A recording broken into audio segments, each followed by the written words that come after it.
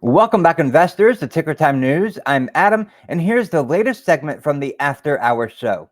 On Sunday's Catalyst Watch video, I said earnings were already priced in for General Mills, and what do you know? The stock is down 4% from earnings.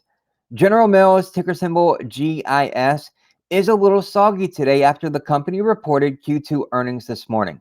The consumer packaged goods giant, which owns brands such as Cheerios, Blue Buffalo, Annie's, Progressive Soups, and Pillsbury, missed analyst expectations for EPS while posting a slight revenue upside. General Mills also tweaked its full-year EPS guidance lower, although that adjustment may have been meant mostly to incorporate the Q2 miss rather than to guide down for the second half of the year. The stock's price has climbed slowly but steadily over the past couple of years.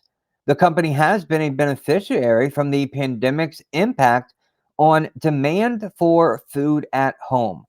Lifestyle changes associated with the pandemic, including the rise of remote work, prompted increased at-home food preparation activity and boosted consumer appreciation for cooking and baking. In addition, an increase in the pet population helped its pet food segment explode. However, just as the pandemic gave a boost to General Mills, inflation and supply chain issues are taking a bite out of earnings. The EPS miss was mostly fueled by what the company describes as a quote, unprecedented combination of input cost inflation and supply chain disruptions. In our Catalyst Watch video from Sunday, and our Catalyst Watch video drops every Sunday evening, so make sure you are subscribed. I specifically said I was looking at General Mills not for its share price, but for a readout on input costs and supply chain disruptions. And boy, oh boy, did we get it. General Mills is stating, quote, unprecedented combination of input cost inflation and supply chain disruptions. That, folks, says it all. This led to margin compression in the quarter. Adjusted gross margin fell 330 basis points year over year to 32.2%, and adjusted operating margin dropped 200 basis points to 16.3%. To compensate, General Mills has been raising prices, but its measures were not enough to avoid the EPS miss. In its North America retail segment, it struggled a bit. Sales rose just 2% year over year to $2.98 billion. Meanwhile, its pet segment was the star of the show, with sales up 29% year over year to $593 million. However, this was boosted by a pet treat acquisition that closed on July 6th. Its convenience store and food service segment saw revenues jump 23% to $541 million, reflecting ongoing recovery in key away-from-home food channels like schools, restaurants, lodging, and convenience stores.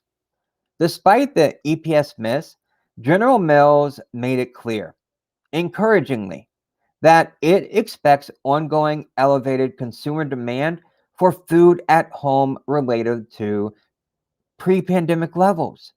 That means what we saw the pandemic bring as far as people preparing food at home, they believe will persist into 2022 and beyond. Now, besides earnings, General Mills also provided an update on its portfolio reshaping efforts. On November 24th, the company announced plans to sell its European dough business. Also on November 30th, the company completed the sale of its European Yoplait yogurt operations. Through these sales, plus its $1.2 billion purchase of Tyson's Foods pet treats business, General Mills has made it clear it wants to focus on faster growing and higher margin segments. I like the pet food treat acquisition as it nicely complements General Mills's Blue Buffalo line of pet food. Sales of pet food and treats tend to be durable, even during difficult economic times. Bottom line, investors were disappointed about the EPS miss. What's interesting is that investors have been rotating out of tech stocks in recent weeks. Not today, though. They were the big winners. And into safe haven stocks like consumer packaged goods. General Mills has gained as much as 12% since early December. I think the rotation into safe haven areas, it makes sense. And General Mills comments about the at-home eating shift remaining elevated are very encouraging. However, it's not a flat out done and over with. Inflation and supply chain problems will remain an issue. General Mills is known to be a steady grower, and the company rewards investors with a healthy 3.1% dividend yield. In addition, many of General Mills' products are resilient against economic downturns. I remain slightly concerned about rising inflation, but I think that the defense nature of the company's products, its price increases, and its shift into higher growth and higher margin areas like pet food and treats should help to mitigate those concerns. What do you think about General Mills as a defensive play in your stock portfolio? Let me know in the comments below. Thank you for watching this segment from the After Hours Show. If you want to watch it live, then join me on this channel every day the market is open around 5 p.m. for the latest stock market news, deep dives on your favorite ticker symbols, and most importantly, answer your questions. Make sure to click the like button and share this video with others so we can all reach financial freedom. Thank you so very much for watching, and I will see you in the next video. You can help out the channel and earn free money while doing it.